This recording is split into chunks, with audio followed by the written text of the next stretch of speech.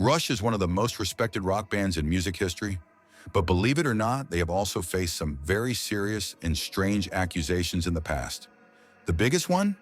Being called fascists, and it's a label that has followed them for decades. The controversy goes all the way back to 1978. Rush gave an interview to NME. During this interview, the journalist Barry Miles accused the band of promoting what he called proto-fascism. This was a shocking claim at the time. But where did it come from? It all started because Rush's 1976 album, 2112, was inspired by Ayn Rand's novel Anthem. In the album's liner notes, Neil Peart even thanked the genius of Ayn Rand. Rand's works focus on individualism and free will, but she was also known for her right-wing views. Because of this, some people thought Rush was supporting her political ideas too. During the interview, Miles pushed this idea further. At one point, he even quoted the infamous phrase, "Work makes us free," a sentence that was written above the gates of a concentration camp. Using that phrase in the interview shocked the band. Miles suggested that by praising Ayn Rand, Rush was secretly spreading right-wing or even fascist ideas. Years later, both Geddy Lee and Neil Peart spoke openly about this painful interview.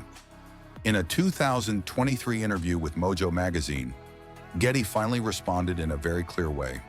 He said, "It's amazing how long that mud stuck. Part of the way we used Rand's inspiration was defiantly anti-totalitarianism, as played out in the sci-fi plot of 2012.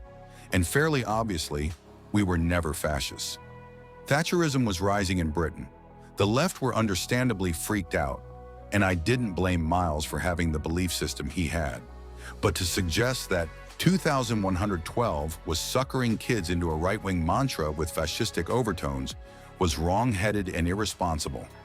Simply put, Rush never supported fascism. They saw 2112 as a story about fighting against totalitarian control, not supporting it. Neil Peart also addressed the interview in a 2017 conversation with Classic Rock. He remembered how friendly the interview felt at the time and how shocked they were when the article came out. He said, "I recall that NME interview very well because the conversation was great, and we all felt totally betrayed after because we had a lovely time with the guy. It was so amicable. As far as I was concerned, we were just having an intellectual conversation. But these things are wide open to misinterpretation, and that was a classic case." Neil also explained his own political views more deeply.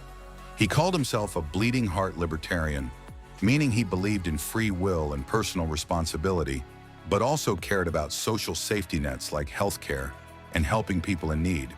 He said, "Idealistically, I believe that we should help people. But realistically, do I think that government will do that? No." Even years later, the controversy still gets mentioned by other musicians.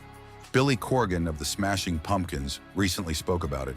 He admired Neil Peart's bravery for mentioning Ayn Rand, saying, "Neil Peart took a ton of heat in the 70s because he dared mention Ayn Rand as an influence.